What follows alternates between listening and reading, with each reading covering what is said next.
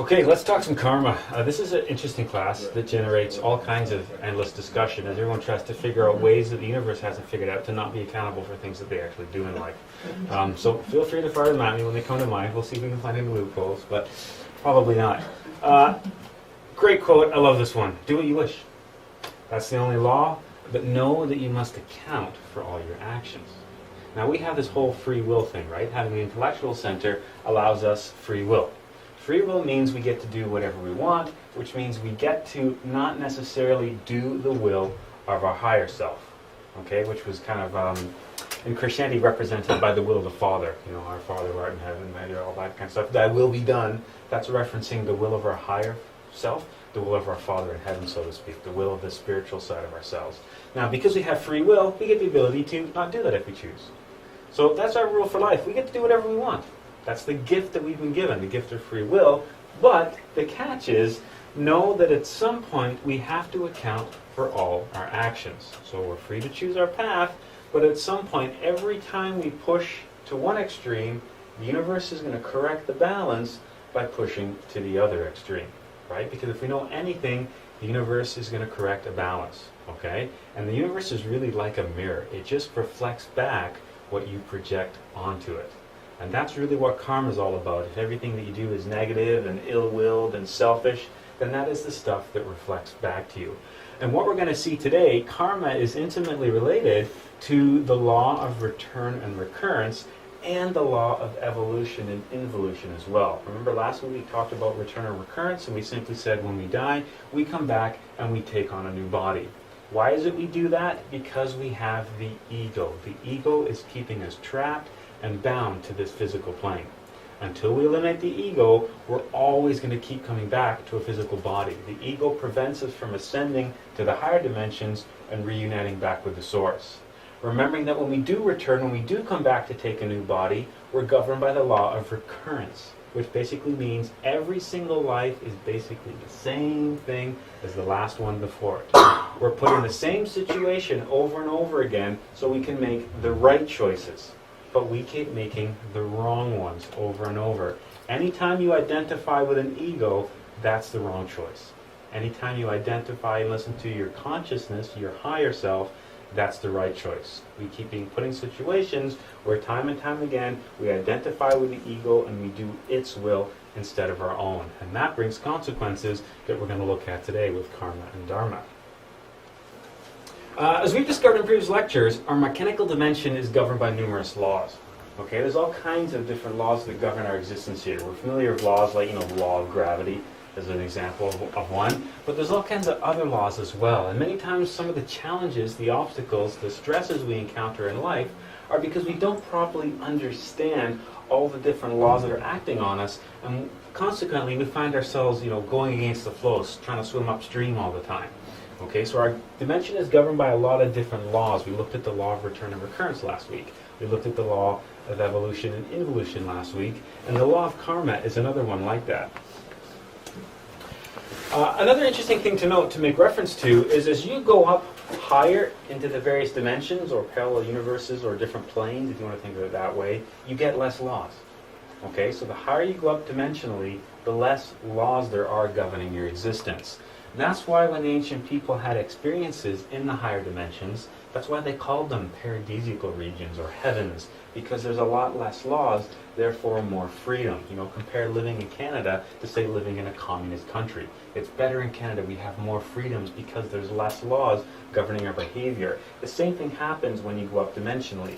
Now, when you go down dimensionally, you get more laws, which is why when the ancient people had experiences in the lower dimensions, they said, oh, it's horrible, it's a place of suffering, and that's where we got the concept of the various hells and infernos and that kind of stuff. The law of karma and dharma is another law that governs our universe. It's something else that we're subject to, and it's a law that actually goes quite high. It has its origins quite higher dimensionally, and a lot of different beings are governed by karma. Even some of the entities that dwell in the higher dimensions, angels for lack of a better term, they're governed by karma as well, because karma is a law that operates from quite a high level. Another way to think of karma is you can think of it as law of cause and effect, or you could also call it the law of action and consequence. Okay, so karma is just more of an Eastern philosophy that was given to that, but you could call it cause and effect, you could call it action and consequence. It really means the same thing. If you kind of remember these little terms, it kind of helps you understand how the law itself works. We have to understand this law to negotiate the ship of our life properly. Really not understanding this law causes a lot of problems in life. Understanding this law and knowing how to use it to our advantage can make a huge impact in the quality of your life. Because there's a lot of things you can do once you understand how karma works to help make situations a lot more favorable to you. Okay? Because remember, as I tried to explain earlier, these laws, sometimes we don't understand them, so we find ourselves fighting. We're going against the flow all the time. If we really understand the law and know how to use it, then we can take advantage of those currents and use them to our benefit. Yes?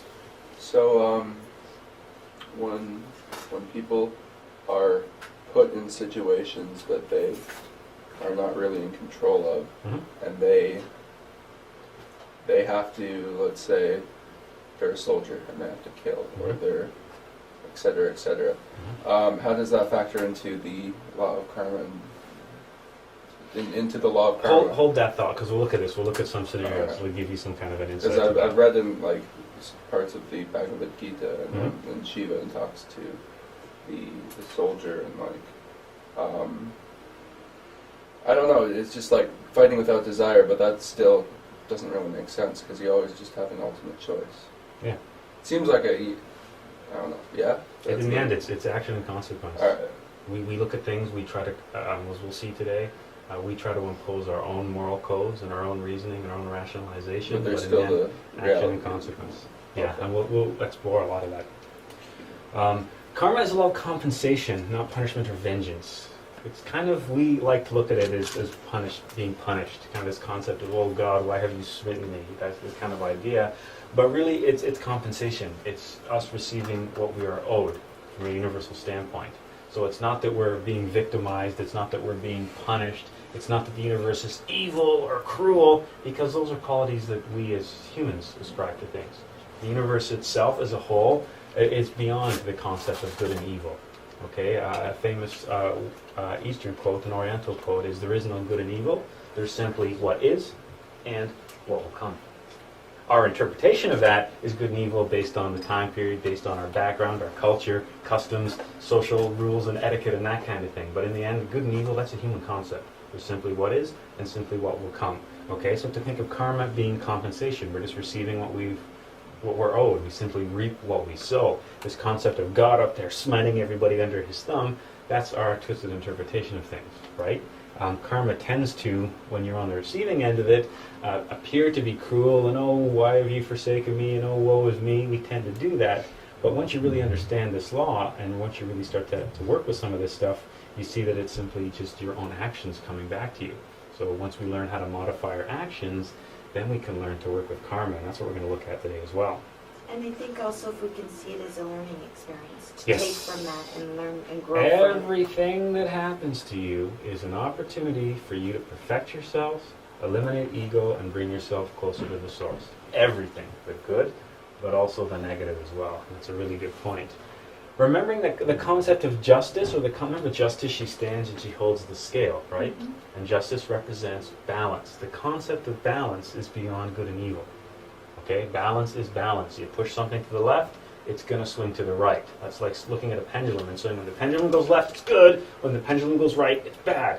What's the difference? The pendulum's just swinging between two opposite polarities.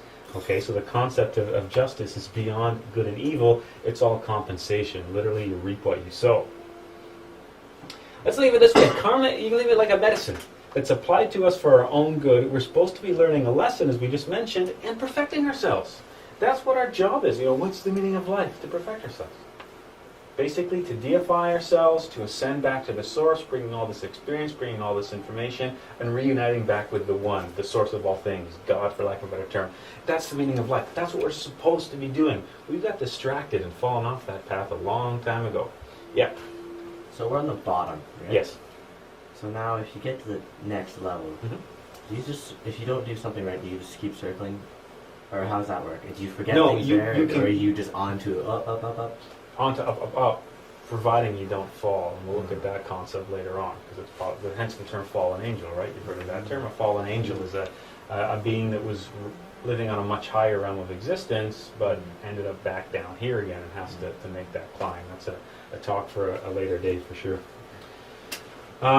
Here's a quote. Let's get all biblical, because people have to say, well, karma doesn't appear in the Bible. It's all over the Bible. It just isn't called karma, because that's a term from a different language. Happy is the man whom God punishes, Job 5:17. Okay, and that reminds us, think back to when you were a kid and your parents would make you do awful things like take medicine when you were sick and it tasted horrible and you didn't want to do it, and at the time it felt like you were being punished, but from the perspective of the parent, it was something that was going to make you feel better. Okay, to your perspective, it was a bad thing, but on a much higher perspective, it was a positive thing. Karma is the same way. We're supposed to be learning lessons. We're supposed to be perfecting ourselves. If we're never ever going to be, if our actions are never corrected, then we're continuing to do what we want, and we're going to continue to stray off the path. And that's what karma is all about. The law of balance must be maintained at all times. That's something you have to always keep in the back of your mind, especially when you're looking at a lot of these earlier classes we're going to talk about. Everything is the law of balance, and it's all around us. That's one of those universal laws that you really can't argue too much about. You always see balance. Okay, there's the positive and there's the negative, and they're always reconciled by the neutral. There's always a balance there. If you want to get Christian, that's the Father, the Son, and the Holy Spirit, right? If you want to get Egyptian, it's Isis, Osiris, and Horus. That whole concept of balance and perfection, we see that reflected all over the place. Every cause produces an effect. Every action has an equal and opposite reaction. This goes right back to Newton, right? Newton's laws of dynamics and emotion and all that kind of stuff. Every action has an equal and opposite reaction. Why is your butt not hitting the ground right now? Because your butt is exerting a certain amount of force that's being countered by the force of the chair. Therefore, you're in a balanced situation. You and the chair are going nowhere. It's the same thing. Every cause produces an effect. Every action has an equal and opposite reaction. Everything has a price and must be paid. Think of it that way. Okay? We must give in order to receive. Nothing is given as a gift. And this is one of the reasons why on the Gnostic path we don't charge for the teachings. Because if I want to receive higher knowledge, I have to be prepared to give what I know. Because it's by giving what I know that allows me to receive higher. Because if I keep taking and don't giving, that's not balanced. And the universe doesn't work like that. So if I keep trying to take, the universe will correct the balance by taking away. Okay, so you got to make sure that you're remembering that in your actions, you're trying to maintain that balance. And this has some big implications that we'll see today as well. Everything has a price and must be paid. We don't like that statement because we want everything for nothing. We want instant results without putting in any effort whatsoever. We do that in all different aspects of our lives, and you have to be really careful that when you look at your spiritual path, you're not trying to do the same thing. Okay, we're always trying to maintain a balance here. Nothing is given for free. The laws of return and recurrence, as well as the laws of evolution and involution, which we looked at last week, they're intimately related with the law of karma. And that's what we're going to see today. So this is kind of almost like a second part to where we left off last week. The law of cause and effect governs the course of our various existences, and each life is a result of the previous life that we lived. So we talked about return, we come back in a new body, right? And we basically do the same thing over and over again. Remember, we almost carry our life is like a movie script that we carry with each life. And when we die, it's like rewind and then play the whole movie again. Last week when we talked about that, we said that's basically the same except for the changes that are induced in each existence by the results of the law of karma.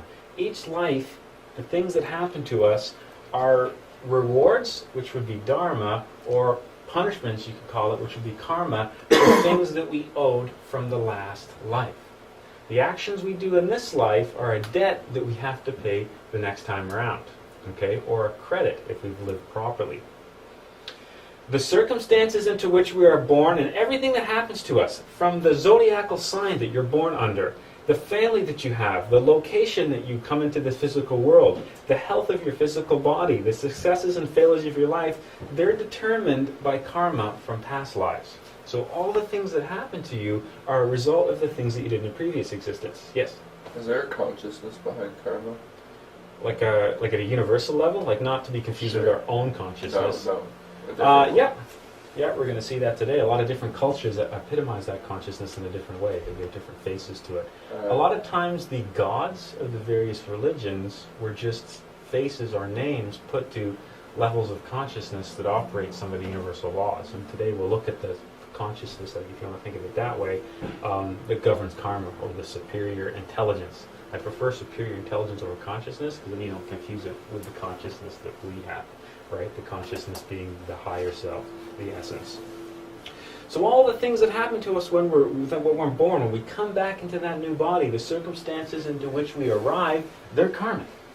Everything from the zodiacal sign that we have, the type of family that we have, the environment that we grew up in, the people that are around us, the events that happen to us that shape our life in the first 7 years, they're karmic. Okay, so the different types of situations people find themselves in, as well as even looking at a larger scope of one's life, the various successes and failures that we have, the obstacles, the challenges that we have to overcome, as well as the rewards that we reap, they're determined by things that we've done in our past life. They're determined by karma from our past lives.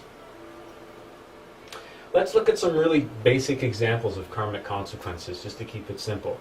If in a past life we had an affair or took somebody else's partner, then in this life ours is going to be taken. We're going to be on the receiving end.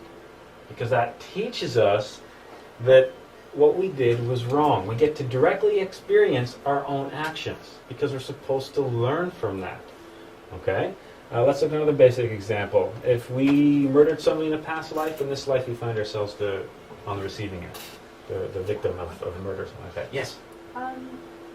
Is this like our last life to this life, or can it span across a number of different cycles? It can span across a number of different cycles, and this is where this gets complicated, and there's no quick answer to that, because remember, we like to see things unfold in a very linear fashion relative to time. And remembering, once you go outside of the fourth dimension, there is no time.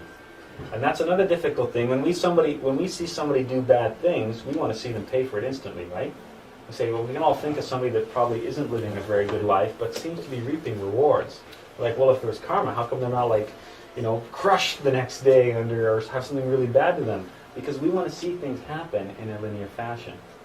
Because remember, our perspective of time is it unfolds linearly. Once you get to the higher dimensions, everything's basically happening simultaneously, if that makes any sense at all. We just see things from a different perspective. So you got to keep that in mind as well, as how does the timeline work?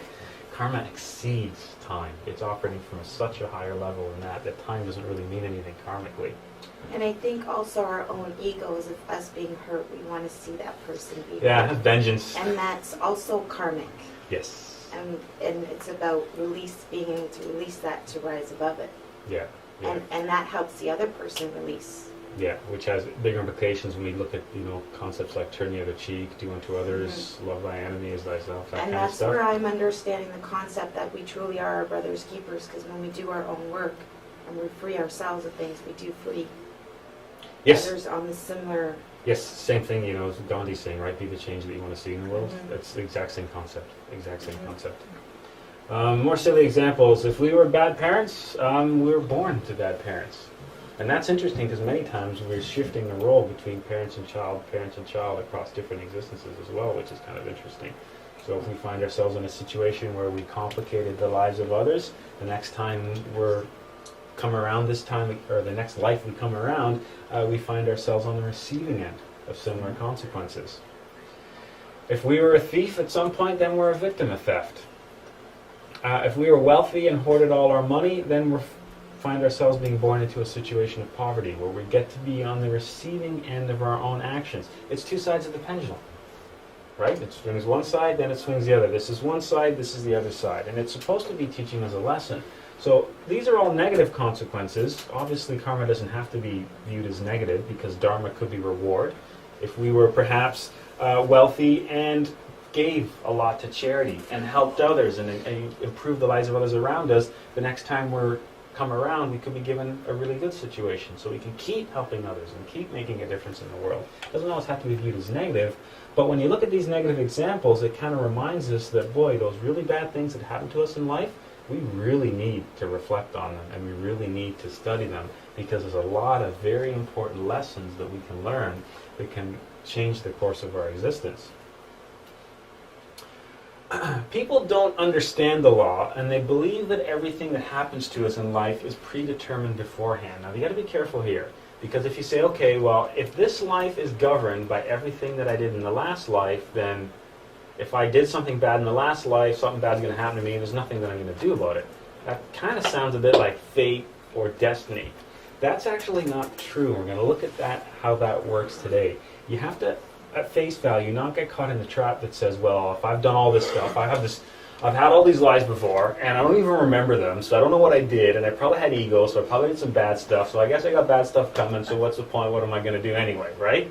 There's a real tendency to do that, but what we're going to see today is we're going to look at some ways that how we can work with and actually change our karma. Okay, we can't get too caught up in that concept of everything being predetermined, because if everything was predetermined, if there was fate and destiny, you have just taken away the concept of free will. So you can't have free will, yet have fate, destiny, and everything be predetermined, because they're exact opposite of each other. We know we have free will, so we have the opportunity to change.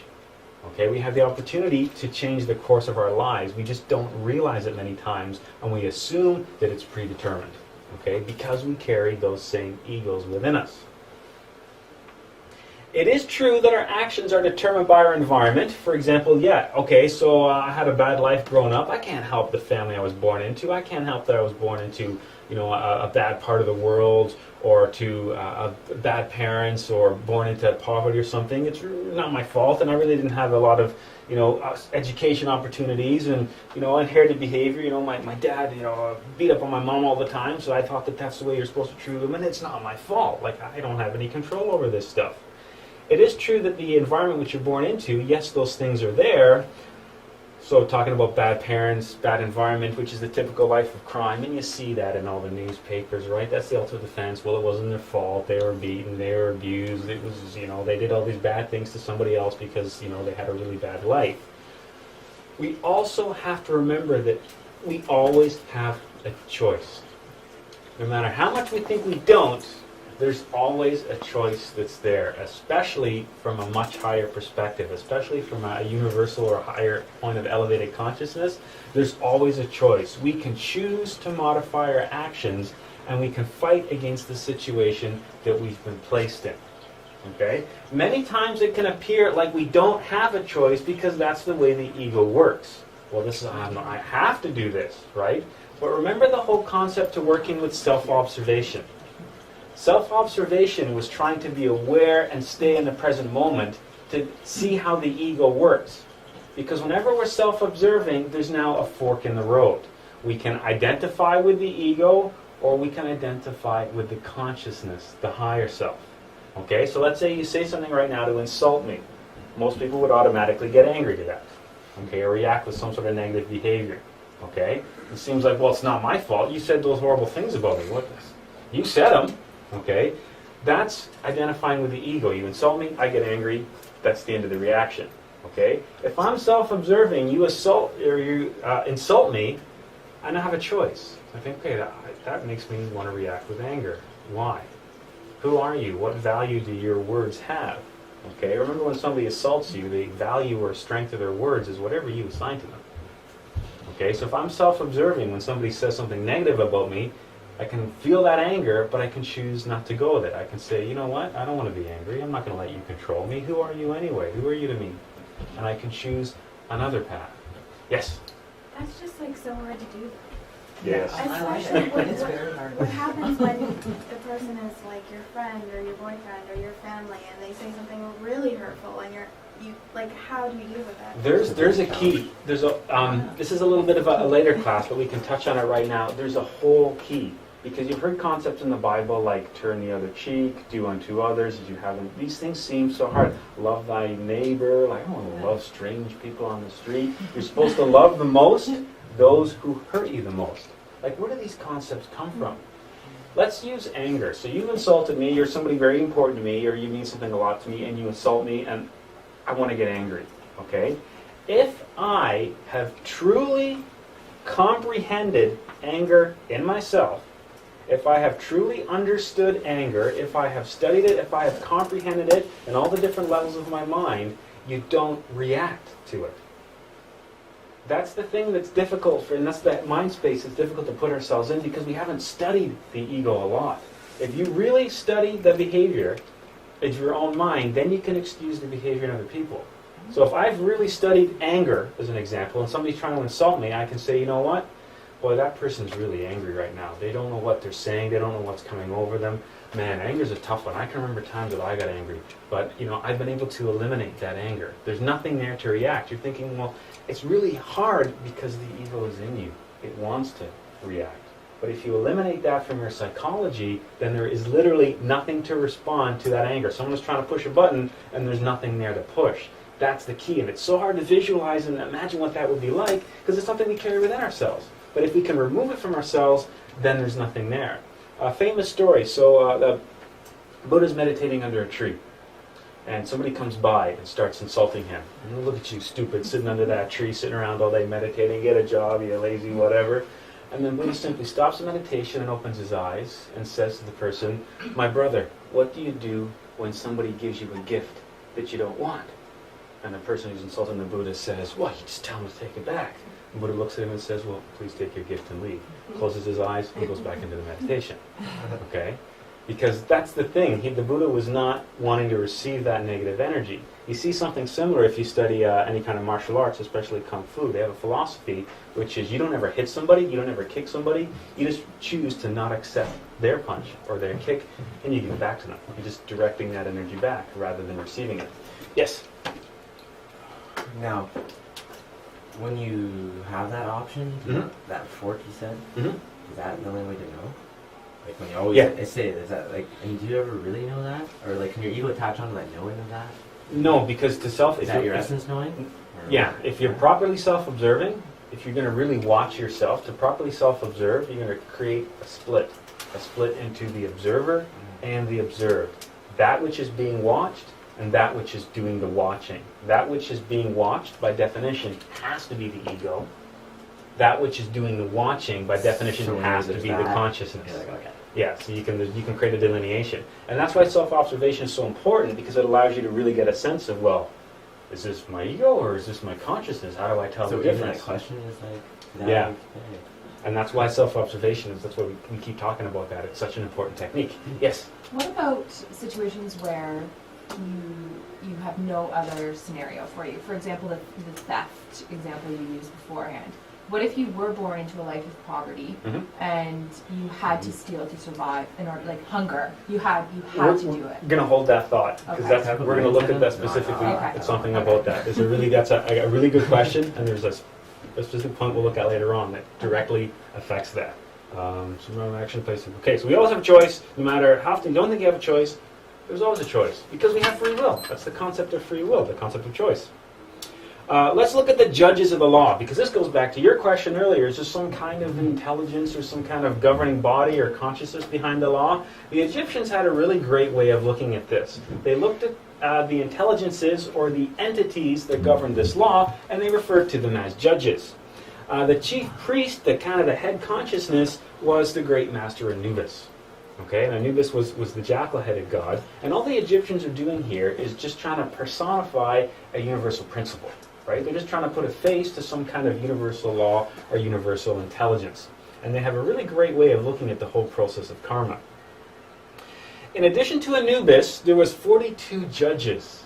Okay? There was 21 on the side of justice and 21 on the side of mercy. So they set up this balance. There's 21 judges on the side of justice, 21 on the side of mercy. So they set up this really interesting way of looking at the whole law of karma. And they did a really good job of putting into principle some of these things that we can really understand, or that have a lot of relevance into what we're doing in modern times.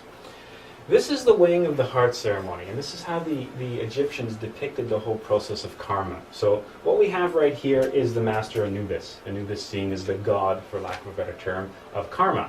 And Anubis is here, he's adjudicating the scales. Now on the scales is a feather on one side, and in this jar was supposed to be our heart. And it was said that after we died, our heart was weighed against the feather, suggesting if our heart was heavier than the feather, it contained a lot of dark, a lot of bad stuff. But if our heart was lighter than the feather, it must be pure and clean. Okay, so there's a master nubis sitting before the scales. This person right here, this is the Divine Mother. We talked about the Divine Mother last week, right? We talked about our higher self having basically two parts, a positive and a negative, or a male and a female, the Divine Mother and our Father. Okay, this is our essence. It's the falcon with the head on it. The Egyptians always depicted the soul or the essence like that. It was a falcon with a human head. So there's our consciousness that's, of course, bound to the whole concept because our consciousness is attached to the ego, and this is what's being judged right now. The Master Nubis weighing everything. Now this guy right here, this is the Ibis of Thoth. Now he's reading, he's like a scribe. He's like a one that was a note taker. He represents our conscience. He's reading back a list of all the right things and the wrong things that we did. Okay, so he's the little, the comical, the angel on one shoulder, devil on the other. That's how they depicted this guy. He's the guy that took down all those things that we did that we knew we weren't supposed to do. Now, in this process, what happens is the heart is weighed against the feather. If the heart is heavier than the feather, then everything was thrown to this guy right here. And this is Amut, the devourer of the dead. He's a rather unpleasant character. He represents the wheel of samsara. He represents the mechanical forces of nature. If our heart was too heavy, because it was full of all those wrong action, then the essence is tossed to him and it's sent back into the physical body again, to have another life, to once again come before the lords of karma and be judged for our actions once again. Okay, so we can see the same story. We got the Divine Mother, we've got the consciousness, we've got karma, the whole concept of balance in the universe, the heart, our good actions or bad actions being weighed against the feather, our actions being, of course, recorded. Do what thou wilt, but know that we must account for all our actions. Idea being here that somebody is taking record of them, somebody being the universe itself, and they're going to be reflected back to us. And then if we don't live properly, if we accrue too much negative karma, then we stay bound to this physical existence. We stay bound to the physical plane. And of course, the whole process up here, these guys are your 21 judges seen across the top. Okay, so the Egyptians had this really colorful way of looking at the law of karma. And now, taking what we've learned here into account for the rest of the class, we're going to see how we can pull some really interesting bits of information to help understand karma better, but also help to understand how we can use some of these things to our advantage, how we can direct the ship of our life or steer the course of the ship of our life in a much more beneficial direction. Now, paying and accruing karma, every bad action we do, everything that's negative, everything that's impelled from ill will, is a letter that we sign or agree to pay in the following life. It's almost like an IOU. Let's think of it that way, right? The idea being that we are responsible for our actions. There's no getting away from this. Okay, the universe isn't going to cut us any deals here. Everything that we do, we have to pay for at some point. You can also think of life as a chess game in which every action of ours is a move. Everything that we do on that chessboard is a move. And every move affects the final outcome of the game, right? Early on in the game, you make the wrong move. That sometimes is immediately apparent if somebody takes the man, or sometimes that wrong move is something that costs you the game much further down the road. If the moves that we make in this game are intelligent and opportune, then the outcome is success, health, and longevity. Positive things. And that's what was referred to as Dharma. Okay? When good things come back to us, we say we're receiving Dharma. We're reaping the benefits of things that we've done. If the moves that we make in life are impelled by ill will, selfish, or just inopportune, then the outcome will be failure, sickness, death, all the negative things, and that's karma. Okay, so karma and dharma are basically the same thing. Our actions follow us. But as humans, we go, when it's bad actions following us, we go karma. When it's good things, we call it dharma. Okay, but it's really just two sides of the same coin here. Okay, so we do the right thing at the right time for the right reasons, then success, longevity, and all kinds of beneficial things. Okay, we do the wrong thing at the wrong time for the wrong reasons, then that's going to cost us. Okay, how would you define the difference between the right thing at the right time and the wrong thing at the wrong time? How are you supposed to know the difference between the two? You'd have to be outside of yourself. Kind of, not quite though. Be conscious. Why? So you know. Say the question again, sorry. So we're saying, okay, if you do the right thing for the right reason at the right time, positive things happen. If you do the wrong thing for the wrong reason at the wrong time, negative things happen. Where's free will? How am I supposed to know what the right thing at the right time is? For me, I feel a sense of lightness, and that comes through my practice of meditation and knowing myself. Observation. But even at a much greater level than that. This is consciousness, ego. Okay, or soul, essence, divine side, and then the ego. And when you're listening to your conscience and following that conscious action, it's a knowing and it's a lightness of being. Versus when you're going with ego, it's heavier. And through meditation and self-observation, you start being able to distinguish the difference, and that's the key. Absolutely, that's why we do things like meditation and self-observation, because in the beginning, how do you know the difference? Because they almost seem the same. Remember, that's the big thing with the ego. What's the greatest trick the devil played on humanity? Was convincing humanity exist in the first place, right? Was a hand? Yeah. What if you follow your essence, but you end up hurting someone along the way? What if you follow your essence? See, that's the thing. Your higher self, your consciousness isn't able to do anything like that. And if that person was, this is a strange thing to think about, but if that person was hurt as a result, that would be karma that they were paying that you weren't. Right? Because we're all kind of woven in this really intricate web, which is kind of a strange thing to think about. So if you told someone the truth about a bad situation and they went and shot themselves, that would be due to their own egos. Wow. That's heavy. Would that be due to their own ego? Well, what we have to look at, we'll have another situation that we'll bring up in a few minutes. It's a very similar example to that. What if? Yeah, well, what you have to look at in a situation like that is what was your impulse to tell the person. Right? And hold that thought, because we're gonna go there in a second. And I think we always have to remember too, our egos will fool us into thinking it's our consciousness that we're using.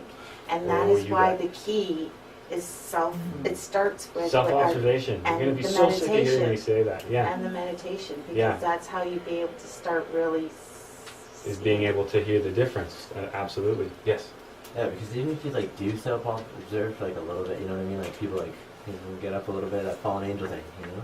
You just if you catch on one ego, if you say if you have the fork in the road, and there's I don't know how big it has to be, but you should just say, ego today, how that works. You fall right off, you know if I'm wording that right. I'm trying to say what I'm thinking right now. It's hard. Yeah, I'm not sure. Okay, I'll think about that one for a bit. I'll ponder it for a while. Okay. Okay.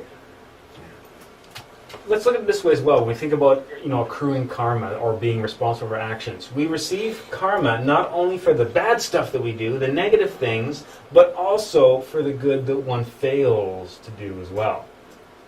So there's a trap. Sometimes you say, I don't do anything negative in my life, but sometimes there's so many situations we had the ability to do something positive. We had the ability to help or improve the lives of others around us or contribute, and we chose not to. That's karmic as well. Okay, so that's something else to be careful about. We can say, well, I don't really do anything bad. I don't walk around punching people in the face and stealing stuff and taking other people's partners, so hey, I'm good, right? But remember that there's so many positive things that we have the ability to do that we choose, it's always a choice, that we choose not to do. Okay, so karma isn't just for negative actions, karma is also for good that one fails to do. And that's the story of the Good Samaritan in the Bible, right? All those people that passed the person on the road suffering and the one person stopped to help. You could say, well, all those other people were receiving negative karma. And that's something that we do that's another huge problem in society that they've actually done psychological studies on. They set up situations where somebody is hurt, trying to recreate that. And what they've discovered is if you see another human being in the vicinity, you will not do anything because you'll think it's that person's problem. And that gets more and more problematic the more people you introduce. Most people, if it's one-on-one, will actually stop to help the person. But if there's somebody else in the vicinity, you just turn a blind eye to it. And that's something that we have ingrained in our psychology because of the ego. So there's many times in life that we are in a situation to make a contribution. Doesn't mean you have to save somebody from dying, but a contribution. We can help or improve the lives of others around us, but we've chosen not to because for whatever reason, because we put our own needs before others. Because I didn't stop, I was in a hurry, I didn't have enough time, I needed that money for something else, whatever. We all have a rationalization or an excuse to that too.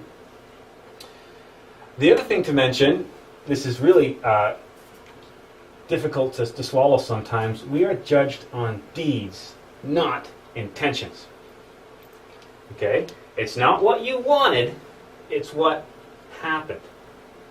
Okay? It's the outcome that happens, not what you're intending to do. Okay? It doesn't matter how well intentioned you were, if your actions lead to something negative, that's your karma.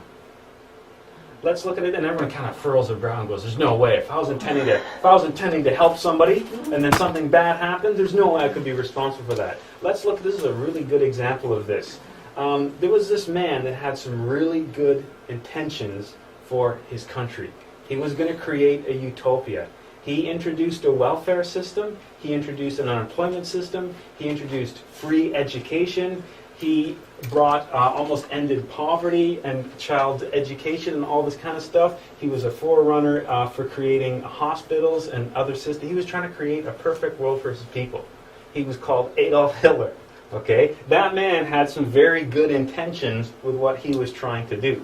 But do you think he went before the judges of karma and said, I was trying to do some really good things, and they're like, oh, okay, you're cool, all right. It doesn't work like that, right? It was the outcome that he was responsible for, not the intention. Okay? This is a paradox that I'll give you, and this is something to think about. It doesn't necessarily, we won't discuss it too much because it gets pretty deep. Let's say that I'm going out for supper tonight, and I have a lady friend that I've just met, and I want to make a really good impression on. And let's say that on the way to going out to supper, I have to swing by the bank machine and pick up some money. So there's me and my lady friend. I'm going to take her out for dinner. We're going to get a nice dinner. We're going to have a few drinks. But I stop by the bank machine on the way there. And as I walk to the bank, I see a homeless person sitting in the street. And while I'm in the bank machine and I take out my money, I think, that guy there, he's got nothing. I can take all this money out and all that kind of stuff. And I really doubt so much. So let's say I give this homeless man $100. Now let's say that homeless man then either A, scenario one, let's say, goes out, buys a handgun, tries to pull up a liquor store, shoots a liquor store owner dead, or B, goes and buys more crack cocaine or heroin than they're able to and overdoses. The question is, how responsible am I for those two outcomes? Now your gut impulse is to say, well, not at all, because you were just trying to help him. Because, you're trying to be charitable. There's no way that could come back on you. What you have to ask, what were my intentions? Why was I being charitable? Was I being charitable because my essence or my consciousness was speaking through me so I could help that person? Or was I being charitable so I could impress that young girl? Was I being charitable because I felt guilty because I was going to blow $200 on a really fancy meal and a lot of money so maybe be able to sleep with some girl? Okay, you have to ask, what were the intentions behind the action? Was it an action that comes from the consciousness and the higher self, which would be then following the will of our Father, playing into the whole framework of the universe? Or is this an action impelled by another side of me? Guilt, fear, anger, envy, jealousy, lust. These are all the things that can play onto a given action. And that's what you have to ask yourself, which goes back to your question earlier. What if you told somebody something and then they went and shot themselves in the head? Then are you responsible for that? What was your reason to tell them? And that's the question that you have to answer yourself. Were you telling somebody because you wanted to say, I told you so, because you wanted to look so much better than them? What's your reasoning? And that's why self-observation is so important, because in that situation, how do you know if it's your consciousness or if it's your ego? Because nobody in that situation nobody would say, hey, I'm going to give that homeless guy money because that's going to make me look really good in front of that girl and maybe she'll want to sleep with me. Nobody's thought process really goes like that. Some people do, but they don't. Remember that the ego works subconsciously. It's a reaction. Homeless person, girl, I'm going to give them money. You don't really have that whole chain of thought that leads up to that, which is why it's important to work with self-observation and to be able to discern the difference between the will of the higher self and the will of the ego. Because in the end, it's not what we were attempting to do, it's what happened. Yes? Okay, because what you just said seems like a contradiction to me. Okay. Because you're saying, if you gave the guy for money for good intentions, but those option A or option B happened, that's the deed, that's the end that happened. So that says judge on deeds. So you're bad even though your intention was good, but you just said your intention mattered. You have to see a little bit deeper into it than that. If you're going with the will of the consciousness, and this is something we haven't really had a chance to go too far into yet. The consciousness comes from the higher dimensions, right? Our higher self is from the higher dimensions. Okay, it's a part of us that's in or comes from heaven, if you want to think of it on a Christian context. That exceeds time. It's able to see action and consequence. The consciousness knows, give that homeless person money because they're going to go home and they're going to buy food for their family. Don't give that homeless person money because I can see that if they do that, this, and this is going to happen. Okay? And we've all experienced this. We get this regulated. It's a sense of intuition, a gut feeling. Okay? We've all been in a situation where we've got a gut feeling not to do something. We went against it and went, oh, I didn't listen to my gut. Your gut instinct, that intuition, that comes from your higher self. That's communication from your higher self. It's able to see that, hey, if, dark alley, it's raining at night, and you're walking home, you could take the long way and go around the corner, but there's that dark alley that's a shortcut. Save a few minutes, get you home quicker. It's cold, it's raining. You go down the dark alley and you get that gut instinct. I don't think I should do that. That's because your higher self can see what's going to happen next. It's at a different vantage point. Imagine you standing on the top of a skyscraper looking down going, oh, if you go down that alley and go here, there's a crazy gang of thugs that are going to rob you. It's a different vantage point, a different perspective. You at street level can't see what's around the corner. Okay, so if you're working with the consciousness, then it's going with the laws of the universe. It's going with the will of the higher self, which is the way things are supposed to go. We keep screwing all that up by doing whatever we want and not listening to it. You have to look at it from that context. That's a famous saying, road to hell is paved with good intentions. That's why that's true. Because it's not the intentions, it's the problem, it's the deed itself. It's what the outcome is. Okay, so you can't necessarily fool yourself into saying, well, I'm really trying to do good things here, and the best example of that is exactly what Hitler was trying to do. Okay, he was trying to make utopia for his people. He did some really amazing things. The concept of like welfare and stuff like that we use was started back then by him and his government. But there's all kinds of horrible monstrosities came out of those good intentions. Yeah. Like Hitler was the most recent and worst example of all those kind of people, but like Julius Caesar, Napoleon, Alexander the Great, they're all like the same level. Yeah. Yeah, for one group of people. Yeah, for one group of people, they were trying to do something really good, but to a whole bunch of other people. Oh yeah, and check out the latest version. They exist. They're out there all over the place. Yeah, Leaders. We're hearing about it more and more every day. And don't forget that we have a tendency, it's not necessarily going to manifest, we have a tendency to do that in ourselves. Just on different, obviously not as huge a scale, but at a different kind of scale, we have a tendency to do the same thing, and we've all kind of experienced that at different points in our life. We have to remember we shouldn't be protesting against karma. When negative things happen to us, we are reaping what we have sown. We are responsible for our own actions. Yet when we're on the receiving end, it's somebody else's fault. Very rarely will we accept the consequences of our actions, which causes us to miss many opportunities in life, because the negative things are opportunities that we can really use to learn a lot more about the egos that we carry, learn a lot more how to perfect ourselves, and prevent the same situation from manifesting again. But we don't tend to do that. We just want to get out of it. It's like a oh, woe is me kind of situation, and we just look for ways to get out of it. We don't look for a way to really understand it and then permanently shift that course. We just want to get out of it somehow, right? And can't really see why we're in this situation, because as far as we're concerned, we're perfect. Remembering that there's one golden idol that we all bow down to every day. There's one false god we continually worship, and that's the false idol of the self. We're all perfect. We put ourselves up on a pedestal, and I don't know why bad things would happen to me. I mean, you guys I would understand, because I mean, look at you. I can see all kinds of bad things we happen. But me, no way. So when something negative happens, we tend to go, oh, woe is me. I don't know what I did to deserve this. When really we should go, okay, I'm going to really look deep inside myself to see what I might carry within me that was responsible for this action.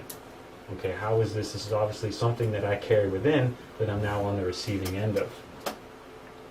More biblical quotes. I love throwing out the biblical quotes because karma doesn't really appear in the Bible as karma, so the Christians tend to get a little bit weird and say, well, it doesn't talk about it in the Bible. It's all over the place. With the same measurement that we measure others, we will be measured. Okay, so however we judge others, that's how we're going to be judged as well. We also tend to hold people to situations and circumstances and levels that we don't hold ourselves to. We regularly excuse in our own behavior, or excuse in our own personality, in our own life, behaviors we don't tolerate for an instant in other people. We tend to do that, and that reminds us of the consequences of that.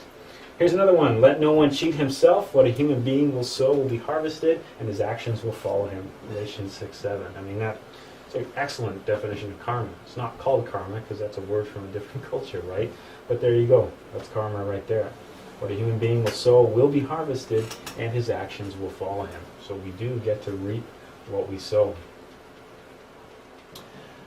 Now let's look at the whole process of managing and dealing with karma, because we've seen that karma is just simply a reaction. Yes? Before we get to that, I have a small question. Okay. Karma and Dharma, is that balanced the same way the scales are, or is it simply the goal is to get as little karma as possible, as much Dharma as possible? Yeah, you could think of it that way, minimizing your karma. So Okay. minimizing the negative and increasing the positive. Or is it a balance of get to a net zero? Not really a net zero, because we have to account for the huge imbalance that we've already done. And that leads into what we're going to be talking about here. How do we account for some of this karma already? How do we balance our own scales? Because in the end, that's what we want. We want to basically eliminate this. So the goal in the end would be to balance that. Yeah, so no set anything, right? Just perfect equilibrium. That's what we're trying to do. And you have to remember to think of it just like a mirror. Whatever you project out, that's what's coming back. So I we just don't thought have of to... a cool thing. Remember that? I can't remember who it is, but that Greek person holding the rope. Atlas? Yeah. Yeah, that guy. Thought that was balanced. Okay. Just make sure. I don't know if that pertains to karma, but yeah, Doesn't taking the weight of your world on your shoulders, why not? Okay, so this ties into the concept we talked about earlier, the idea being that everything's predetermined, destiny, fate, there's nothing I can do about it. So a lot of times when people think a bit about karma, or you reflect on karma, you can jump to the mistaken assumption that karma unfolds in a mechanical, automatic, and cruel manner. That there is no way to possibly alter it. Okay, so let's say that I have done something negative, and I'm thinking, okay, well that's it, I'm just on the receiving end of that, the next life. There's nothing that I can do. Okay, that concept once again takes away free will and brings up concepts like fate, destiny, and predetermined. So the idea, if I do something wrong, there's nothing I can do about it, I'm just going to have to receive it when it comes later on. That suggests that karma unfolds in a mechanical, automatic, and kind of a cruel sort of a manner to it.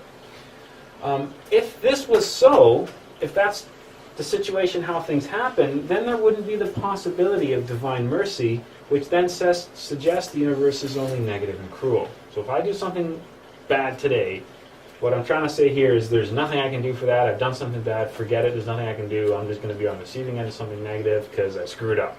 Okay? If that was the way things were, then that twists everything to the negative. It suggests that the concept of divine mercy can't exist, and suggests that everything is just negative and cruel. There's no way we can really modify the circumstances at all.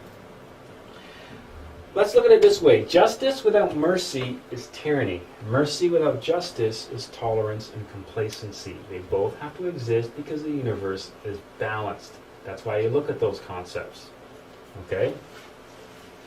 Justice without mercy is tyranny, and mercy without justice is tolerance and complacency. So there has to be the room for both here. It's scales. They can go both sides. If I do something bad today and then there's nothing I can do to rectify the situation, it's going to come back to me negative, that would be tyranny. Okay? Justice without mercy would be tyranny. But if you do something bad and then you don't have to do anything to correct that and everything's going to be okay in the end, that's tolerance and complacency. And when we look at the Tree of Life, which you'll get sick of me doing because you really don't get into this until later in the course, but if you have any background in Kabbalah and the Tree of Life, you have the middle pillar right here, which is your pillar of balance, and then you have the two pillars either side, one for severity and one for mercy. Okay, so there's a point of balance, and then there's the two opposing sides. Okay, severity and mercy, which is a similar concept that we're looking at right here. So justice without mercy is tyranny. That's one extreme. The other extreme is mercy without justice is tolerance and complacency. There's got to be a balance to both of these. These are human defects. When we talk about awakened masters, and we talked about some sort of a universal consciousness, God, for lack of a better term, you want to call it Allah, you want to call it Brahma, you want to call it the void, you want to call it the source of all things, it doesn't matter. Tyranny, mercy, justice, these are labels that we put on things, just like good and evil. Okay, from a concept of an awakened consciousness, as I mentioned earlier, there's no such thing as good and evil. There's what is and what will come. We want to put labels on things. So we want to say that one is bad and one is good, but from a universal standpoint, from an awakened consciousness standpoint, it's really not so black and white. To modify the effect, we have to change the cause. So let's say I've done something bad, and I'm thinking, okay, well, what am I supposed to do here? If I do something bad, does that mean something automatically is going to happen to me later on that's bad? Is that kind of how karma works? We said, well, that's one extreme. That's like a negative kind of thing that doesn't suggest in any way that we can alter the circumstances, which would mean the universe only shifts to one polarity. There's got to be some sort of a balance here. To modify the effect, we have to change the cause. Let's say that I've done something really negative. Let's say, I don't know, I've taken another man's wife. So that means the next life mine's going to be taken, right? Or does it? How could I modify that? Let's look at that example of me taking another man's wife. What was the cause there? What was the cause behind that? What part of me made me do that? Was that the consciousness? Probably ego. The ego. Lust. That's a really, and specifically the ego of lust. Now that's a really important observation. Okay? And this is a statement. Now this gets a little weird. You can, one that develops faculties like astral projection and works with developing consciousness in the higher worlds, you can communicate directly with some of the intelligences that work with the law of karma. Some of those judges, okay? The gods, so to speak. Okay, this is something that everybody is capable of doing. And one of the things that Master Samael, the guy on the wall here, that brought a lot of gnosis into modern times, one of the things that he was doing was trying to explain, or going into the higher dimensions, talking with some of these intelligences and trying to figure out how to explain to humanity how we can work with karma. And this is something that you can verify with yourself as well.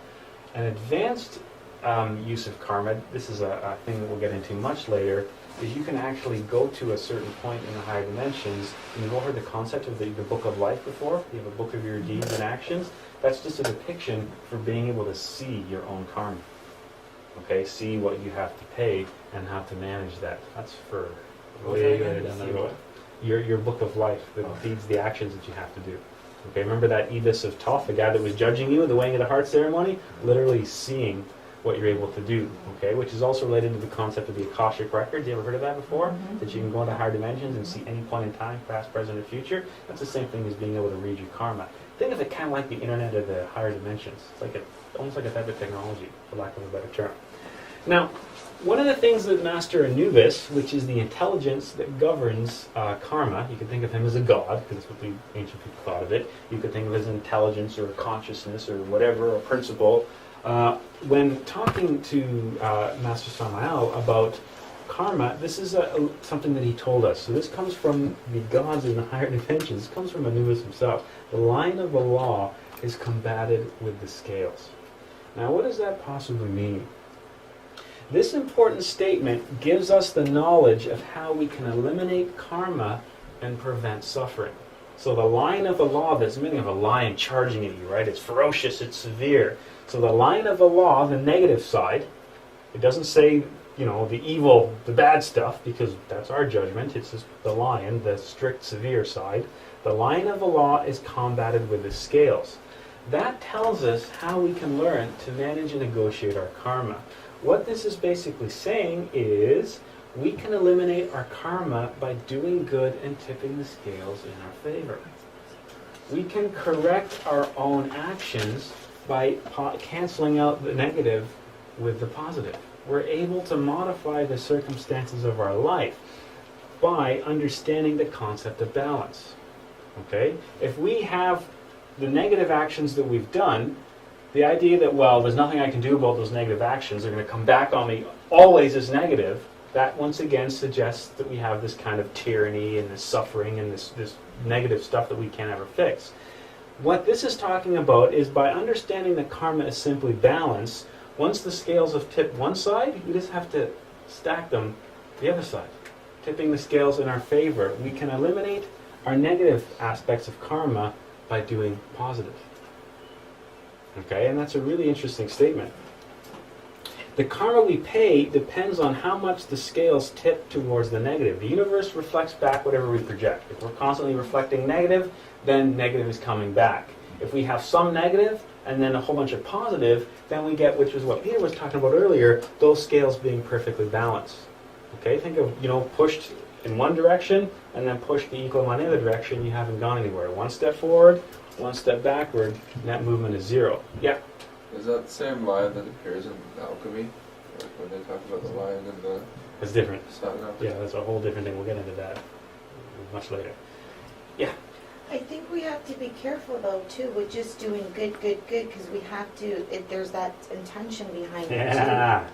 Because we can't just do good for the basis of avoiding our karma, because it's still going to come back, and the good is with the proper intention. Because the good could be bad. Yeah, excellent observation. That's the catch. Doing good for the proper reasons, right? Not just going, okay, I'm going to steal a bunch of stuff, and then I'm going to cut a whole lot of old lady's grass this summer because it's going to totally cancel out, right? It doesn't quite work like that. What were the intentions? Okay, all comes back to the intentions. Look at it this way: we can eliminate the stuff that the ego caused us by instead doing things that come from the consciousness.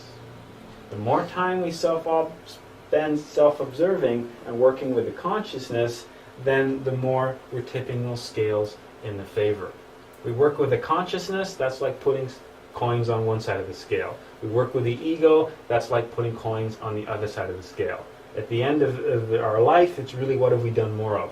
Identify with the ego and do all these wrong things, these actions impelled by ill will and all this negative stuff, or have we done positive things? Actions impelled by our consciousness, our soul, our higher self, for lack of a better term. Okay, that's what it comes down to. The line of law is combated with the scales. Understanding how the balance works means we can change the cause, modifying the effect to change the cause. If our good actions outweigh the bad, then we receive Dharma instead of karma.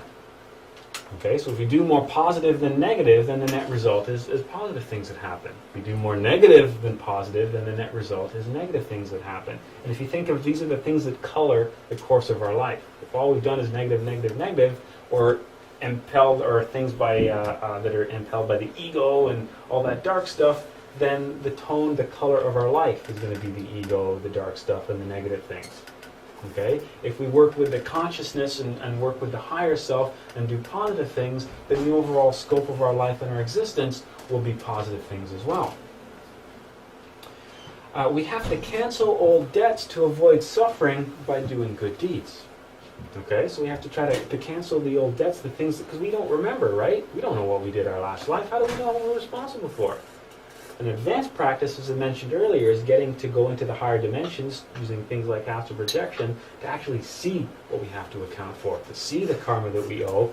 But in the meantime, we can modify our circumstances by choosing instead to identify with the higher self, the consciousness, and do good things rather than negative things.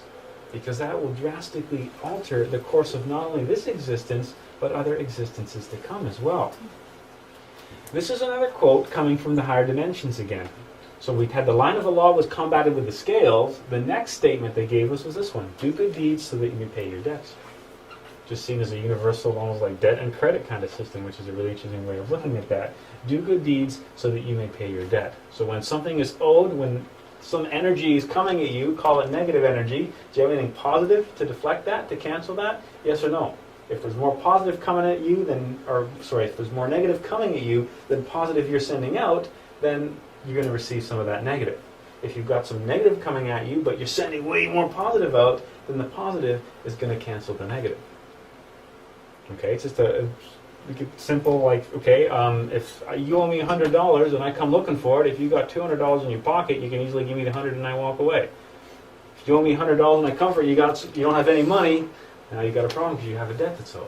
It's basically the same way, and this is, like I said, coming right from the higher dimensions, right from the levels of the intelligences that govern the concept of karma itself, trying to explain it to us in human terms that we understand.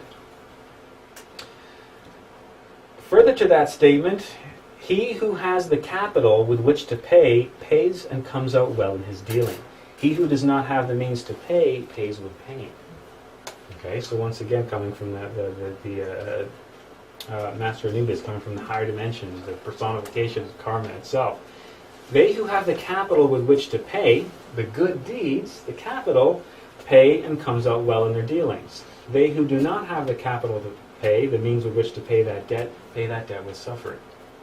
Okay, the idea being stacking the deck in our favor, tipping the scales, trying to do positive, to do good, to cancel out the negative that we've done. And that's how we manage our karma. So the idea being, if I've done something a year ago, I did something really bad, okay, is this always going to be bad, and no matter what I'm going to have negative things come to me? No, not necessarily. If I know how to properly manage, if I know how to not identify with the ego and instead work with my consciousness to correct for those actions. Okay, we can correct our actions. We can modify the cause if we understand this concept. Okay, but to really understand this concept, it's not as simple as, going, okay, well, I'm just going to give, I did something really bad a few years ago, so I'm going to give to charity, or I'm going to, help feed homeless people or something like that, which goes back to the question that you made earlier, this idea being, well, the intention has to be good. Doing good for good's sake, not to get out of something. Okay, so there's a loophole, there's a little bit of a danger there that we can fall into, which once again comes back to that concept of, well, how do I know what really good is?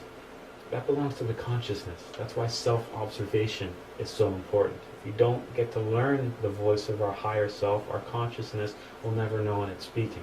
And right now, that's the problem with being human. How do you discern the difference between the ego and all its motives and the consciousness, the higher self, and what it wants us to do? And that's the challenge. That's why self-observation is such an important technique. And that's why you guys have been doing this regularly for the past couple of weeks, because you've been doing that thing where every day you pick the activity, like tying your shoes or driving to work or showering, and you decided in that moment you were going to stay conscious and stay in the present moment and observe what you're thinking, feeling, and doing, right? Of course, because you've all been doing that.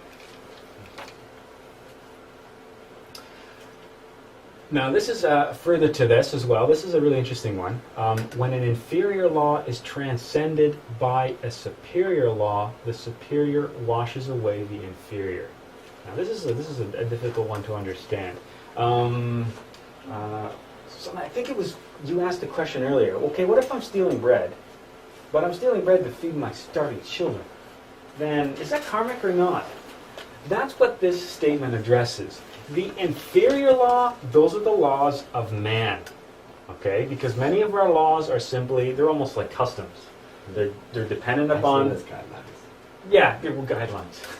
They're dependent upon cultures. It's the zeitgeist of the time that determines what's legal and what's illegal. And many times it's not only the zeitgeist of the time, it's also the culture, the geographic location, the background. Like, look at the laws we have in Canada, and look at some of the laws that, like the Shia law of the Muslims. Those are crazy laws. Like, what's going on here? The inferior law are the laws of man.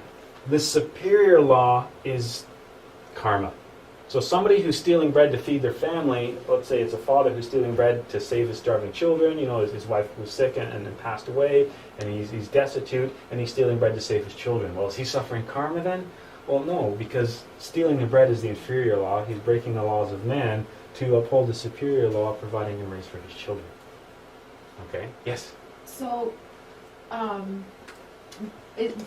would it be that you have to recognize that the reason why you're in poverty is maybe because of the past lifetime where you were hoarding money, that sort of thing? And if you recognize that and realize that I have to do this out of necessity, is that give you the ability to then transcend forward in the next lifetime? Remember, it's all the impulse. What was the impulse of behavior? Like if I go out and steal somebody's bike, the impulsive behavior is I am coveting that bike. I desire that bike because I want what that bike brings, a nice fancy bike or whatever, or I'm lazy. Somebody who's stealing food for the children is not like, I'm stealing food because, well, that's a really sweet loaf of bread and I look so good carrying this loaf of bread. It's a different impulse. The impulse there is to care for the children. And that's what it comes down to. If you think of an action, you're doing anything. What is the impulse for that action? Because we're just puppets, right? We're puppets that dance to the tune of the puppet master. Who is the puppet master? You doing an action is a manifestation of a personality. The personality is either, it's a vehicle, it's a car, right? That personality is either driven by the ego or it's driven by the consciousness, the higher self. In the situation of the man stealing the bread to feed his children, who was driving the car then? Was it the ego going, well, I'm really going to throw that shot. I've got money in my pocket right here, but screw you, I'm not paying your high prices. And he's stealing it anyway. Or is he going, my children, they're good. If I don't care for them, they're going to be sick, something bad's going to be happening. I just don't have the money, I don't know what to do. And he's doing it that way. Okay, so that's what we have to look at, is what was the impulse for the action? Where did it come from inside us? Did it come from the consciousness, the higher self, which means we're following the will of our Father, we're contributing to the greater good? Or did it come from the negative side of ourselves? Lust, anger, envy, jealousy, fear, all that side of things. Yes? I have two questions. So now, for that bread thing, Mhm. I say if like, there's two choices, right? Say, I need to help my kids, and whatever else. And like, you steal for your kids, right? Say you feed your kids, but then you say, oh, I did that. So some more. Is that's going back again? Okay, on to the next one. For like, say if when there's always that choice, ego or essence. Yes. When there is no choice, is that the only time you're at the top? Or you're not at the top, like where you want to be? Like, Well, when you get balance. when you get as high as you need to go, there's only, when you get really high dimensionally, there's only one law that exists, and there's only one choice. That's the will of the Father, and that's it. There really is no other option. Because think of it as God having his will, and that's it. Once you get to that point, once you ascend that high, then everything just merges into one anyway. It's just one consciousness and one choice. Yeah. Just being human, we have this free will. Do this or do this. You got the angel and the devil on the shoulder, right? The devil always represented the ego. The angel represented the consciousness. In any given situation, think of the old cartoons where something happened and the angel and the devil would pop up and whisper in the ear. That's an analogy for this. The angel is the consciousness, the essence, saying this is what you need to do right now. And the devil is the conscious saying, no, you want to do this, you want to do this. This funny Disney movie is called like The Kid with Bruce Willis. Mm-hmm. I was talking on TV the other day randomly, and like this Bruce Willis like 40 years old or something, and like his like kid, like himself as a kid, like physically comes back to see him. Like he's like 13 when he's a kid, and like comes back to see him, and he's like, oh, my kid, this kid's in my house, but it turns out to be him. It's really weird. I got into it though. Did you bring this guy? Yeah, I did. Oh, okay, so the inferior law right here, these are the laws of man, right? These are the laws of who we are. These are our morals and our customs and all these guidelines that we invent to suit the times. The superior law is the laws of the higher dimensions, okay? So the classic example there is the stealing bread to feed your family one. Now, looking at negotiating karma, most people are surprised to learn that karma is negotiable, okay? As we were talking about earlier, we can understand how to basically take the negative stuff that we've done and compensate for that. Okay, we can literally tip the scales in our favor. We can account for the negative actions that we've done by changing the course of our life into a different direction, to doing more positive things. Positive actions that stem from the consciousness, that don't stem from fear, anger, jealousy, envy, ill will, or whatever that kind of stuff is. Okay? The judges of the law, consequently, you can think of them as basically granting credit to those who request it. You can actually start to change these things for your own benefit. The credit must be paid with good deeds or supreme pain. Okay, so you can either pay with the positive stuff, the good things that you do, or you pay with the negative. It's all like a credit system. This is just a little bit of a hint of things to come. You can actually negotiate directly with the intelligences of karma. The ancient Egyptians gave it the face of Anubis, but it's the same process.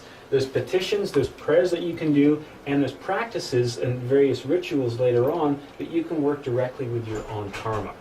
Okay, we don't get into that stuff now, because if we got into that stuff now, you would just get yourself into trouble, because you would immediately try to get out everything that you've done.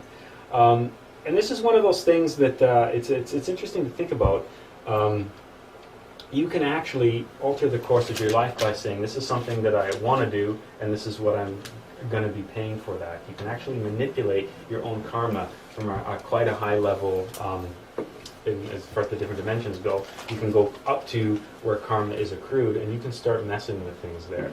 And that's a really strange thing to think about. And this is something that I was able to actually verify for myself by doing something really stupid. We get into these things later on, because later on, hopefully, you'll have enough experience and enough bit more consciousness developed, perhaps a bit more control of the ego to not do really silly things. I ended up getting myself into some trouble because I started messing with my own karma and was able to get certain circumstances to go my way, but then didn't want to pay for them. And then I found myself being on the receiving end of that. And the night before a particular event happened, I was visited in the higher dimension. You call it a dream, right? I had a particular dream that showed what was going to happen if I didn't do what I was supposed to do, and I didn't do what I was supposed to do. And when I was sitting on the side of the road after the huge car accident, I went, oh, right, I was shown this already. So that's just a little bit of a taste of things that you can do when you start learning to negotiate in the higher dimensions, start learning things, deep states of meditation, astral projection, and that kind of stuff. Because you can negotiate with karma. There's things that we can ask in order to make our life more positive by being prepared to offer something in exchange. So I need this to happen, and this is what I'm going to do that. This is the good that I'm going to do to offset this negative. But the problem is, many times, because we're human, we have the ego, well, we don't really want to get around to that side, right? Just like with your credit card. You want to buy the stuff, but you don't want to pay it back. The same thing can happen with karma. And if you're not careful, you can do some really silly things. Because remember, everything we talk about is, you don't necessarily, we don't believe, it's not belief here, right? You don't believe any of this stuff. You go out and you work with it yourself. You try the techniques, you try the practices, and you see what happens. Everything here is supposed to be tested. We just give you little bits and pieces here and there that you can test. The idea being, as time goes on, you'll get to test bigger and bigger things and more important things. But you only got to be a little bit careful what you do. So that's why I've given you this teaser here, but I haven't told you how to do it. There's a reason for that. You'll find that out later on, especially when you start working with second chamber. When you spend enough time in this organization, we do big group practices to work with karma and to work with Master Anubis and that kind of stuff. So, yes. Is this about a movie? No. Okay. Now with what you said, you've seen something that was going to happen before, and then it happened. Now, is that because you didn't learn from that one when you've seen it first? No, I went in the higher dimensions to negotiate something for myself. And I said, I need this to happen like this, and this is what I'm going to do in order to do that. And then I received the result I wanted, but then decided that because I already had that, it's max of effort to really do this side of it. Yeah. So I didn't, and then I was given a warning, which I ignored. And then I had something unfold in a dream that said that something really negative was going to happen if I didn't alter the course of this action. And then I ignored that, and then 2 days later, and it was like a split second before it happened, the vision of, now you have to pay. Yeah. Like, where the hell did that come from? And then boom. Is this car crash you said? Oh yeah. That's happened with me a little bit, but I got hit by a car. How about Was it? It's just one minute, twice on my bike. Really? Yeah. I only got once. Okay, the next big thing we have to look at is karma and the ego, because these things are intimately related. Just thought, just sentiment, just action are made impossible because we carry the ego. Which means doing good things for the right reasons is very difficult to do, being a human. Because really there's so many different things that are coming into play. Just thought, just sentiment, and just action are hard for us to do because we carry the ego. Remember, we're 97% ego, 3% liberated consciousness. That means 97% of our actions are governed by ill will. They stem from the negative side of ourselves. Only 3% of the time are we doing good for the sake of doing good. Are we doing good because we're following the will of our higher father, because we're following the plan of the universe? Most of the time, we're doing whatever the hell we want. Ego is the cause of our actions. This is really important. Therefore, ego is the cause of the karma. You know what the karma is attracted to? Not the consciousness, the ego.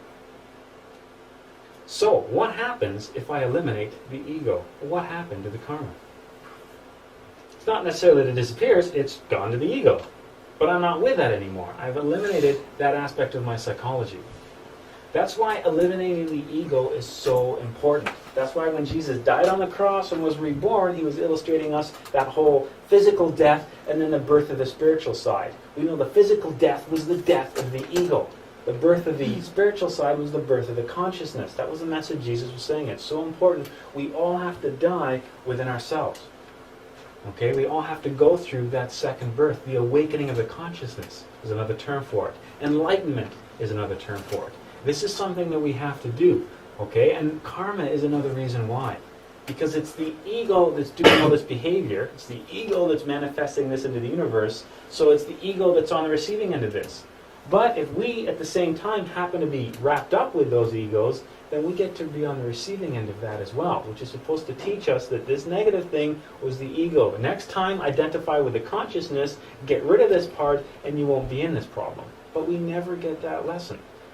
We just keep doing the same thing over and over again, existence to existence, playing into the same egos, identifying with them, doing their will, and then receiving their karma. Over and over and over again. I see a question for me, Eddie. Yeah, it keeps coming to me in different forms. Okay. Is this why maybe some souls will when they come back, reoccur, right? Mhm. That's what we're doing, that Mhm. reincarnating. Mm-hmm. They choose to maybe live, like takes oaths and follow certain paths to sort of help them deal with a lot of karma in one lifetime. Like, for example, nuns and priests and Buddhist monks, people who really give up a lot and they take vows of poverty and chastity. Possibly, yeah. Like conscious vows of poverty Mhm. to help them kind of Mm-hmm. get rid of a lot of, Yeah, or and even those who don't even in a religious sense, but maybe poor people born into poverty or born with deformities and stuff, maybe they've chosen to. No, it's no through. choice. Karma is, yeah, that's what you. So someone who's born with problems with the physical body, that's their essence didn't go. I think in this life, no, that's karma. But when you're specifically talking about like somebody who's being a nun or a monk or something like that, there are different paths that lead. We'll look at that later on. We have a class called the Four Paths, which talks about those paths, and they are in what you described. They're almost preparatory paths. They're a way to prepare on the path, and each one of those has a specific thing they're supposed to learn, specific karma or debts that are canceled that elevate them to a different level. So you're kind of right that way. But the idea of, well, your consciousness wouldn't choose to be born, it's karma that's placing it. Okay, to have a choice, now you're talking reincarnation, now you're talking an awakened master. Jesus was somebody that reincarnated. He was in the higher dimensions. He chose a physical body at a specific place in a specific time to deliver a specific message. That's a choice. We don't have a choice. We're bound on the wheel of samsara, and we come back in this physical body. The circumstances in which we come back are determined by karma.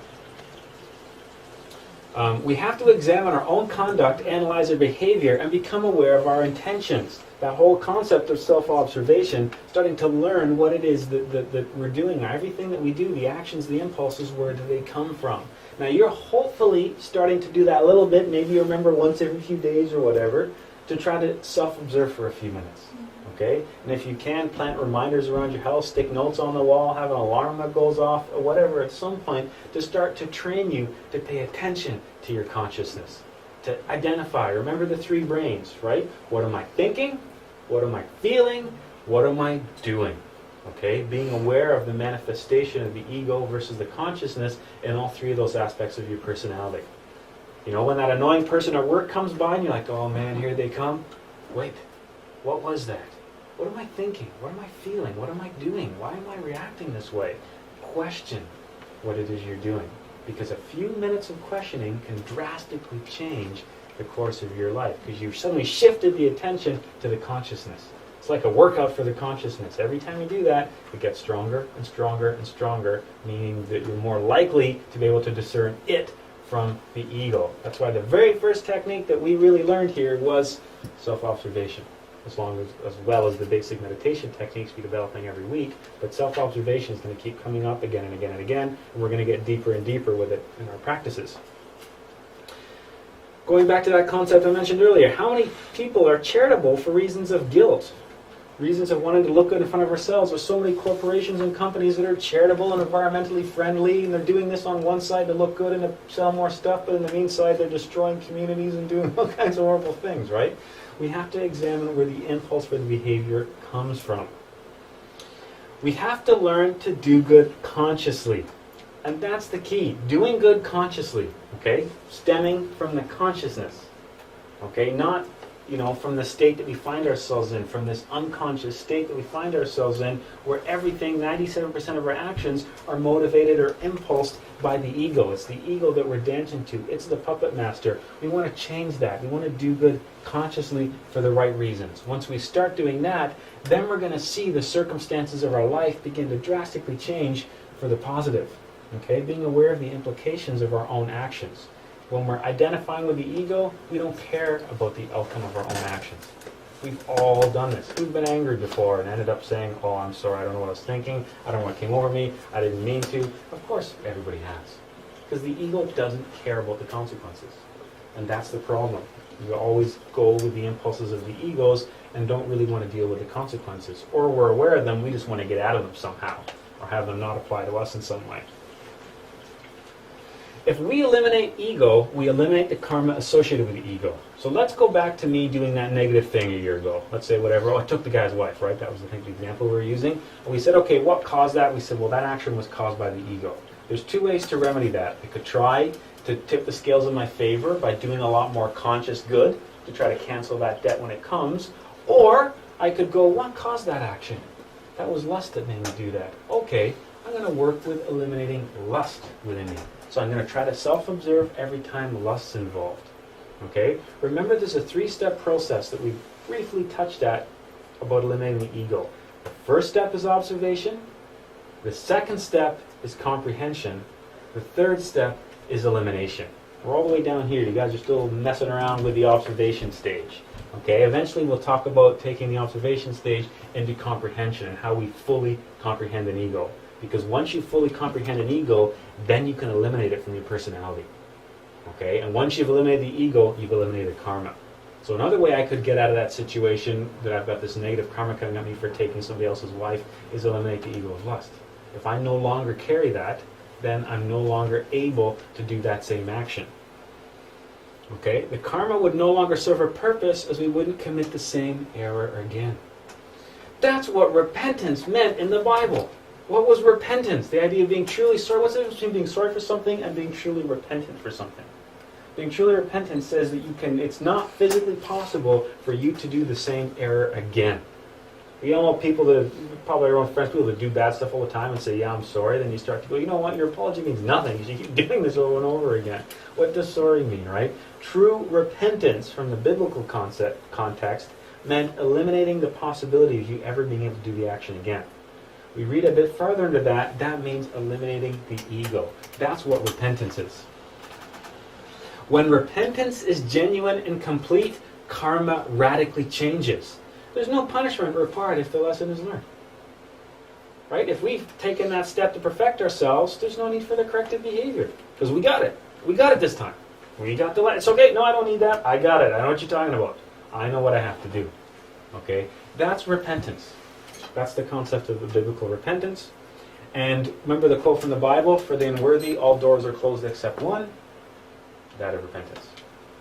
Okay, the doors being the doors to the higher dimensions, they're all closed. The unworthy is us, those who have sins, and an ego are the same thing.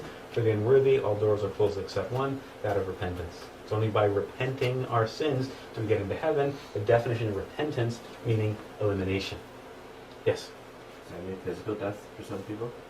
Like, do they have to physically die to come back around again? Not sure what you mean. Like, you said there's one door for people who are... All doors are closed except one. Yeah. Doors to the higher That's dimensions. just like... what? Exactly? That means there's only one way to get into heaven.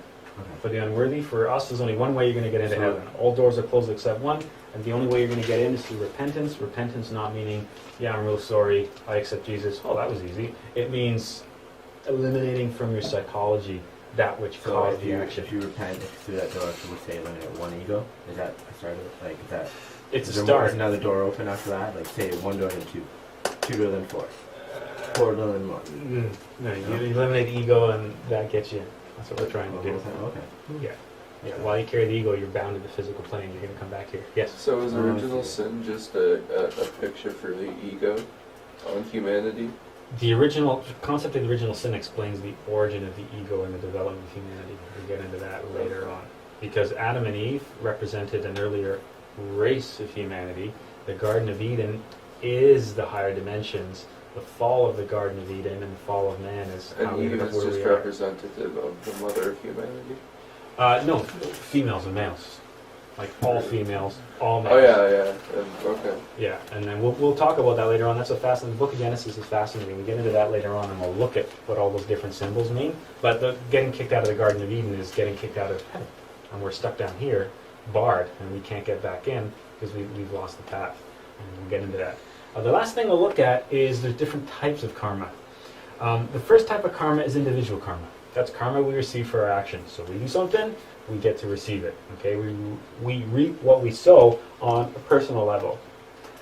The next type of karma is family karma. Now this is interesting. The law of karma binds us to our family members. We're born to the family we have because of karma. Families suffer karma together. We all know families that are like the whole family's cursed, right? Everybody from going back generations. That's family karma. Those people being born again and again and again, and they're always struggling. They're always going through challenges. And the opposite, we know families that like everybody's blessed. Everybody has, all these great things happen to them in life, and everything they touch just seems to turn to gold. That's an example of a family receiving Dharma together, because we're bound to our family members.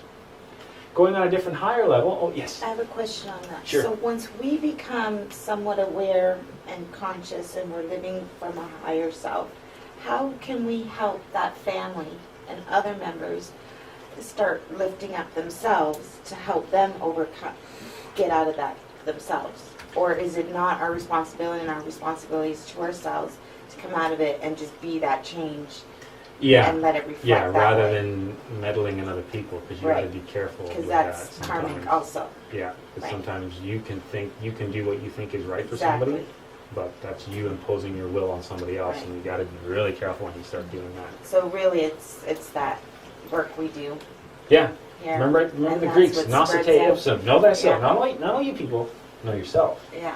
Okay, and you reflect it within on you, be the change you want to see, and all that kind of stuff. But we don't want to do that. I want to make you people better because I'm already perfect. That's our tendency.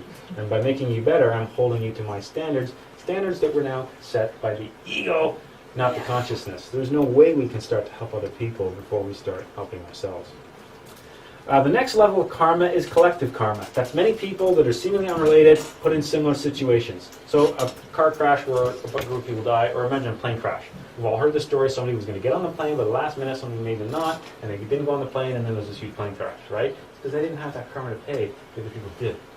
So situations of seemingly unrelated people that suffer the same negative circumstances, that's collective karma. So we've got individual, families, and just a group of uncollected people.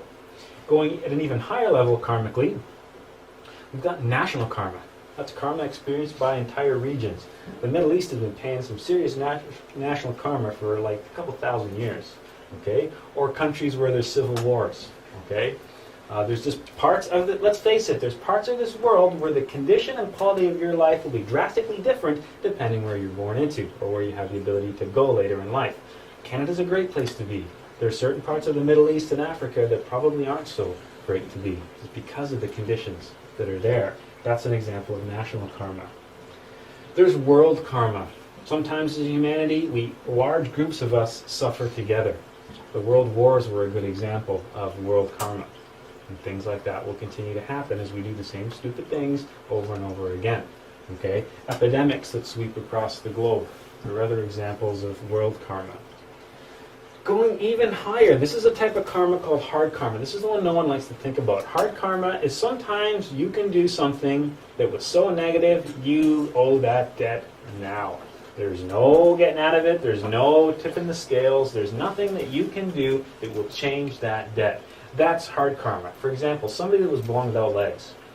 Doesn't matter what good they do, doesn't matter how much ego they eliminate, they're not just going to spontaneously grow legs. That's an example of hard karma. It's just when they come into that life, that debt is owed right now and it is paid. There's not a way for them to manage or negotiate that one. Okay, and nobody likes to really think about that. It's a difficult one to think about, but that's what hard karma is. Yes? Do you personally think that that our world karma is that is hard in ways saying that we are actually doomed to watch the world fall apart as it currently seems, or do you think that it's something that actually turns around based on individual change? Well, there's an even bigger cycle that's in play at that one that you already know about. Right? There's even bigger cycles that play into some of that kind of stuff. So no, there's no getting out of that. The fact that we're here at a particular time for that, that's karmic. To being able to be witness to certain events or at certain times or being born into certain time periods, then yes, that's karmic. But the idea being that if I remember that this is the physical world, in the higher dimensions, you know what they call the physical world? They call this place the Valley of Tears. Because even coming here means that, you know, we're in the wrong place. We need to get out of here and go somewhere else. So even being here in the first place is karmic to a certain extent. That's hard karma. The hard karma is the stuff that you can imagine. You know, somebody being born blind or something like that. That's whatever they've done. There was a debt that needed to be collected, or a debt from numerous existences, which was collected at a particular point in time, and they owed that the second that they came into this existence. Yes. I was just going to touch on that. What if someone is like so severely disabled that even like their brain has, you know, is completely underdeveloped, and they don't even have the capacity to tap into a higher consciousness to, you know, improve themselves or perfect themselves or Then whatever. it's the karma of that consciousness to ride out that life. Unfortunately, it's kind of not a pleasant thing to think about, but yeah, if they don't have the ability to develop and awaken consciousness, then that's basically a life that they've lost, being able to work towards that because of actions of the previous. And that may have been, they have maybe wasted so many opportunities they had that it's just added up that way. Yeah. So going along that line, like, how could that be corrected? Like, if it was one lifetime of being severely disabled? Next time around. Well, I think it's corrected in the fact that it's such a hard life and you're having to go through it that you are automatically shedding that it's stuff. a debt that's paid. It's like, Yeah. I'm paying that now, okay, you're done, that's it. No Yeah. money left over, you have to wait till you get your next paycheck. I'm taking that whole paycheck right now, Yeah. wait till the next one around. Think of it that way. The next paycheck being an analogy for the next life. Yeah. So if you look at it that way. That's exactly how hard karma works. Yes? Do you pay karma in this life too? Like something you did 10 years ago? Like let's say you robbed somebody, would you be robbed? Yeah, possibly. Remember, we get funky when we want to put things on a timeline, right? Karma is karma. It's going to happen at some point. It could be this life. It could be the next life. It's not, you can't say, well, I did something bad here, so how many months, days, weeks elapse before it comes back to me? It doesn't quite work like that because we tend to see time linearly, but from the concept of karma, everything's happening basically simultaneously, so it all happens all at once anyway, which is weird. After hard karma, we have something called katansia, karma of the gods and masters. Remember I mentioned earlier, karma was at a really high dimensional level, and everything below it is subject to karma. So even angels, remember, angels fall, they pay karma, right? Angels being just a name for the divinities, the intelligences, the entities that reside in the higher dimensions, the other levels of consciousness that exist in the higher dimensions. So karma is something that's at a much high level that even the angelic beings, even the awakened masters have to be aware of, have to be conscious of, and judge their actions accordingly. The only way you escape karma is when you get to the level of the will of the Father, because there is only one will, and you cannot stray from it. That's the only way you can be, free from the will of karma. The next one, this is the one that no one wants to think about. Karma saya. Every time you have sexual relations with somebody, you are karmically binding yourself to them for the next time around. That's when everybody's brows immediately furrows and you start doing the math tally, right? Like, wait a minute. That's because we do. As we go from lifetime to lifetime, egos seek other people out. So we find ourselves karmically bound to not only people like our family, not only friends, but also people that we're in relationships with. Okay, and we repeat the same things over and over again because those same egos exist and will exist to satisfy their various desires through the various relationships that we have. Okay, so every time that you're sexually uniting with someone, you're creating a karmic bond which will bring you to that person at another existence, at another point in time. Yes? But we can rise above that by working with... Yes, absolutely. And eliminating the egos that Absolutely. created that action. And this can be a very positive. It can be a positive thing, or it can be a negative thing. It can be negative in the fact that if you've had problematic relationships, they're going to continue to follow you around. It can be positive in that everybody has a partner that they can use to spiritually elevate themselves. Because, like, say there's some people in relationships that, I'm going to use a woman, she gets married to a guy and he has a lot of affairs on her and she stays quiet and she stays married to him forever, even knowing about that. If she's karmically bonded to him because of what she's done before, but if she starts recognizing that and working with the ego that brought that on in the first place and eliminates it, she won't necessarily be karmically bonded with him again. No, exactly. Remember, when we limit the ego, we limit the karma. Right. That's the importance of really eliminating the ego, because that's how you Right. change this kind of stuff. But yeah, while she carries the ego within her that was part of that situation, and that situation is going to seek to repeat itself, because the egos reoccur to satisfy the wants and desires. So that's the thing. Everybody that ends up, in our life at some point, we see again and again. And this is really confirmed when you start messing around with your past lives. And you really start to see that you have some of the same characters over and over again. A lot of your relationships are with the same people. You may have experienced this already. Everyone's kind of had that dream before where they see their significant other in the dream, but it doesn't quite look like them, but the whole dream you act like it's them, you just know it's them. That's probably them and how they looked in a past life. So you get caught up with the same people over and over again. So that's something to remember. That's no one likes to think about karma side. Especially when you look back and you've got a great relationship now, you're like, oh, karma side, we're going to be together in the next life. Oh, that's nice. And then you got to remember all the other ones you had before. It's like, oh, not those again. Seriously? Okay, and it's just a karmic bonding, and this is just what we do from existence to existence to existence. And that will have more ramifications later on when... Later on, we'll look at how we can use a partner to elevate ourselves. Because really, the true spiritual development is done as a couple, right? The original story of Adam and Eve and all that kind of stuff. And we'll see how that plays in later on. But that's karma saya for you. By this union, the two people share karma. By karma saya, the couple remain united in the book of karma, which means it's just you're going to keep recurring over and over and over again. You're going to always have that bond there, that karmic bond, unless you eliminate the ego that set that bond up in the first place. The closing statement, as I mentioned earlier, all doors except one are closed to the unworthy, that of repentance. Ask and it shall be given, knock and it shall be opened. All we have to do is something. Not nothing, something. That's the key. Ask and it shall be opened, knock. Ask and knock are action words. It suggests something that's not just passive. Okay? To really change the course of our life, we have to do something. Not the same nothing over and over again, but to do something. Change comes from action. Okay, and action comes from understanding all this stuff and putting it into practice.